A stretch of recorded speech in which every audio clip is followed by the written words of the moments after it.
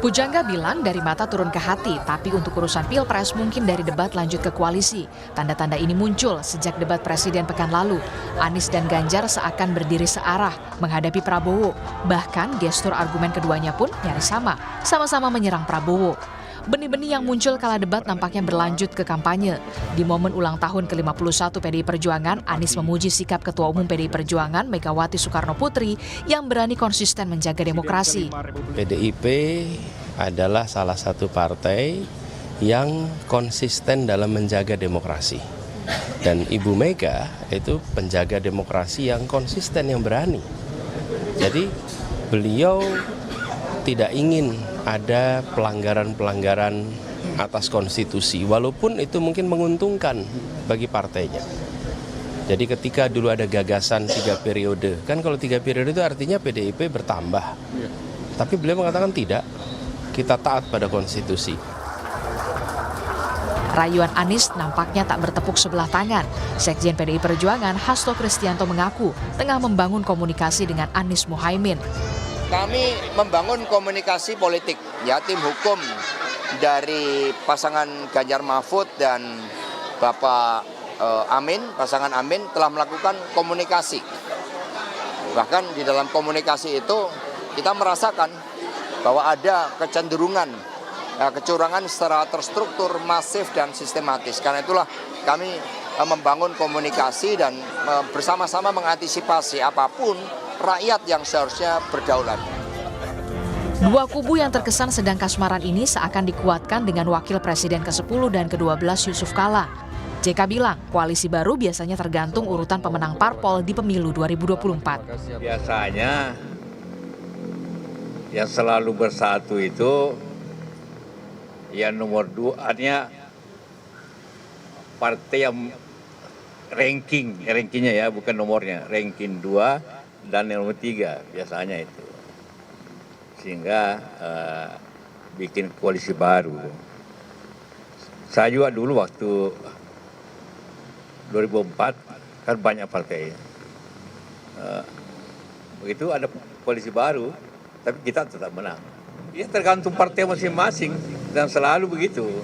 Jadi asal akul 3, maka yang menentukan suara itu yang terakhir, di mana diarahkan partai. Jika melihat elektabilitas 3 kandidat di survei Litbang Kompas, belum ada yang memenuhi syarat di Pilpres 1 putaran 50% plus 1. Pasangan Prabowo Gibran di 39,3%, Anies Muhaimin 16,7%, dan Ganjar Mahfud di 15,3%. Koalisi kubu Ganjar dengan kubu Anies memang masih sekedar wacana. Lalu benarkah sekedar gimmick atau memang sudah rencana? Tim Liputan, Kompas TV. Saudara, narasi putaran kedua semakin mencuat dan juga mencuatkan pula wacana soal bergabungnya Ganjar dan juga Anies di putaran kedua nanti. Seberapa besar peluang Anies Ganjar bersatu di putaran kedua? Kita bahas sore hari ini di program Rumah Pemilu bersama dengan analis komunikasi politik Universitas Padjadjaran, ada Kunto Adi. Mas Kunto, halo, selamat sore. Terima kasih sudah bergabung bersama kami di program Rumah Pemilu. Langsung saja saya mau tanya puja-puji dari seorang Anies Rashid Baswedan kepada seorang Ketua Umum PDI Perjuangan Megawati Soekarno Putri pada saat HUT PDI Perjuangan. Apa artinya? Apa yang bisa Anda analisa soal ini?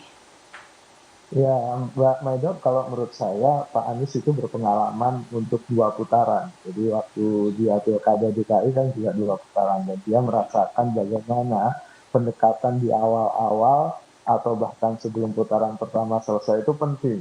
Karena kalau dia bisa lolos di putaran kedua, maka dia akan membutuhkan suara dari yang kalah di putaran pertama, gitu. Dan menurut saya itu jadi keniscayaan, entah siapapun yang maju ke putaran kedua, apakah Pak Ganjar maupun Pak Anies, maka komunikasi politik itu sudah dijalin semenjak sekarang, apalagi selisih elektabilitasnya mungkin karena di beberapa survei Pak Prabowo kelihatannya sangat tinggi gitu kan, sehingga 2 kandidat yang lain berusaha untuk bisa memenangkan ini di putaran kedua, memberikan kejutan di putaran kedua, dan itu pernah dilakukan Pak Anies di Pilkada DKI. Jadi menurut saya itu jadi sebuah keniscayaan, Mbak. Entah itu kepentingannya sama, kepentingan dari kubu Pak Anies sama, kepentingan dari Pak Ganjar sama. Kira-kira itulah yang bisa membuat koalisi atau mungkin persatuan ini akan terjalin di putaran kedua. Ini jadi langkah strategis tersendiri ya untuk pasangan atau timnas Amin ya. Betul, betul, betul. Dan kita kan punya beberapa skenario ya Mbak. Yang pertama mungkin Pak Ganjar yang lolos gitu kan, atau yang kedua mungkin Pak Anies yang lolos ke putaran kedua.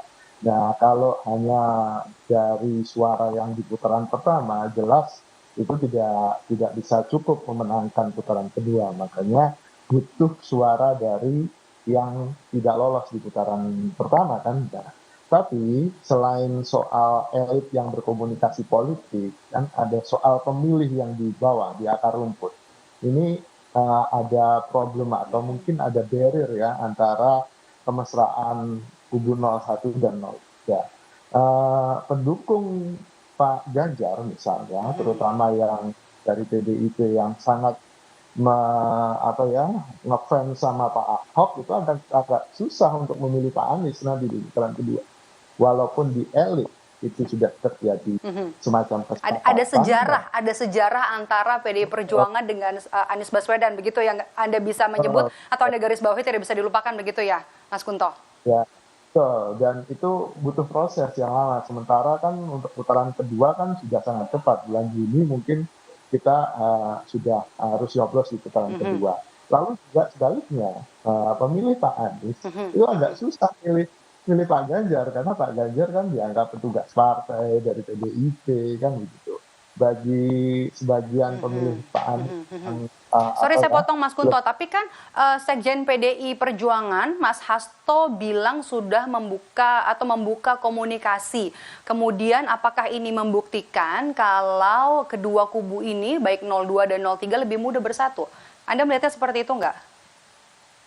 Iya, kalau elit akan sangat mudah bersatu, Mbak. Karena mereka memiliki toleransi tinggi, mereka memiliki kepentingan yang sama. Dan identitas mereka kan politisi. Di dalam politik kan nggak ada kawan atau lawan yang abadi kan gitu. Tapi bagi pemilih itu lain cerita gitu kan. Bagi pemilih bukan politisi, Mbak.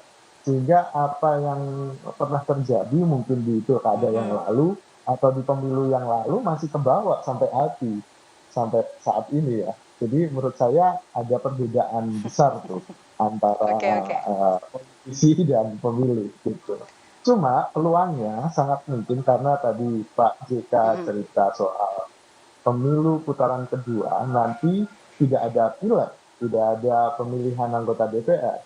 DPR sudah terbentuk, sudah keluar tuh kursi-kursinya berapa gitu kan. Sehingga akan mungkin ada terjadi perpindahan koalisi. Sangat mungkin ada caleg dari sebuah partai yang mungkin mendukung Pak Prabowo gitu kan, nggak lolos ke DPR, lalu kemudian membuat manuver politik untuk bergabung ke lawannya gitu. Itu sangat mungkin untuk bisa menduduki jabatan-jabatan tertentu. Jadi sangat mungkin nanti putaran kedua lebih seru karena tidak hanya soal koalisi 01 dan 03, tapi juga ngetes apakah koalisi di 02 masih cukup kuat dan masih cukup bersatu setelah anggota DPR-nya sudah terpilih. Gitu. Oke, jadi sebuah keniscayaan kemungkinannya juga sangat besar ya untuk atau peluang dari kubu 02 dan juga 03 ini untuk bersatu sekali lagi ya, untuk di tingkat elit begitu? Betul, betul. 01 dan 03 untuk di tingkat elit sangat besar peluangnya. Satu. Oke. Sorry, saya koreksi 01 dan juga 03. Tapi kalau misalnya kita lihat itu kan dari 01 dan juga 03. Tapi kalau kita misalnya membaca peluang kubu 02 kalau bergabung dengan 03, apakah juga sebuah keniscayaan, Mas Kunto? Seperti yang saya bilang, ada peluang, Mbak.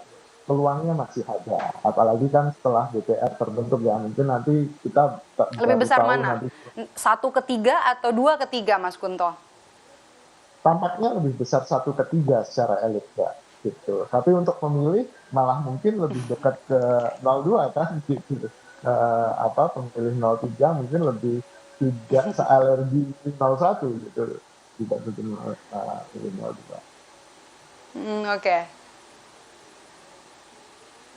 Oke, masih banyak peluang seperti yang bisa kemungkinan terjadi. Tapi jika nanti betul kubu 01 dan 03 bersatu di putaran kedua, peta politiknya nanti bakal seperti apa? Kalau misalnya kita lihat juga kan yang terbaru adalah ada perbedaan begitu ya, peta politik setelah Khofifah Indar Parawansa. Kita lihat juga peta politik dari Jawa Timur ini kemudian semakin terlihat ketika Khofifah ini menyatakan mendukung Prabowo Gibran. Ini bagaimana lagi nanti peta politiknya kalau nanti kita baca di putaran kedua?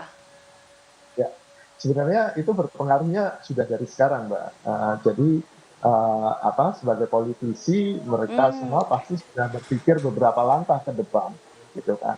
Bahkan kubu 02 pun sudah harus menghitung kalau ternyata 2 putaran gimana nih, kan begitu.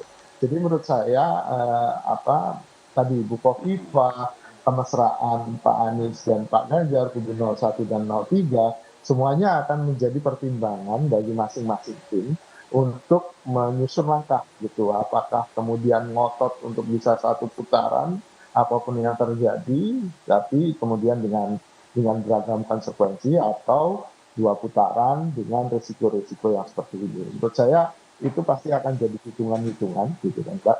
Dan menurut saya peta politiknya akan jadi menarik karena seperti kocok ulang gitu, Mbak. Seperti kocok ulang kan gitu. Sangat mungkin ada ketika bergabungnya 01 dan 03 itu akan muncul isu-isu baru yang bisa membuat dinamika politik Indonesia lebih menarik. Melihat kemungkinan, kemudian juga melihat strategi, kemudian juga skenario-skenario yang bisa dilakukan oleh masing-masing untuk putaran kedua nanti, kemungkinan Anda membacanya seperti apa, Mas Kunto? Ya, tadi Mbak, sangat mungkin ada sekitar 3 atau 4 skenario yang paling mungkin. Yang pertama, 01 lolos, maka 03 akan bergabung dengan 01, ya kan, melawan 02 di putaran kedua. Tapi kemudian ada problem di akar rumput. Akar rumputnya punya problem untuk bisa memilih 01 semuanya. Mungkin beberapa akan ikut, tapi tidak semuanya pasti. Faksi-faksinya Pak Ahok misalnya akan agak susah tuh milih Pak Anies.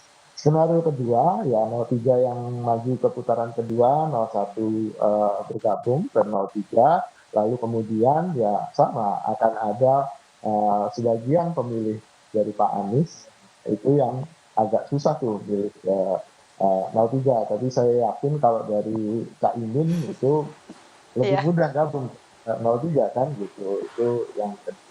Skenario ketiga, yang siapapun yang maju ke putaran kedua itu menghadapi fenomena bahwa koalisi mereka akan rontok gitu mungkin. Jadi ada kemungkinan ada beberapa partai yang nggak lolos ke parlemen, ada kemungkinan beberapa caleg yang besar tapi kemudian nggak lolos, atau kemudian akhirnya ada usaha-usaha untuk kemudian saling lebih egoistik, kepentingan egoistik dari aktor politik ini. Wacana putaran atau 2 putaran ini juga semakin mencuat, dan kemudian nanti apabila memang terjadi, nanti komposisinya tentu dari koalisi yang ada kemudian akan merubah juga peta politik untuk Pilpres 2024. Terima kasih sudah bergabung bersama kami. Analis komunikasi politik Universitas Padjadjaran Kunto Adi sudah bergabung bersama kami di program Rumah Pemilu. Sehat selalu Mas Kunto.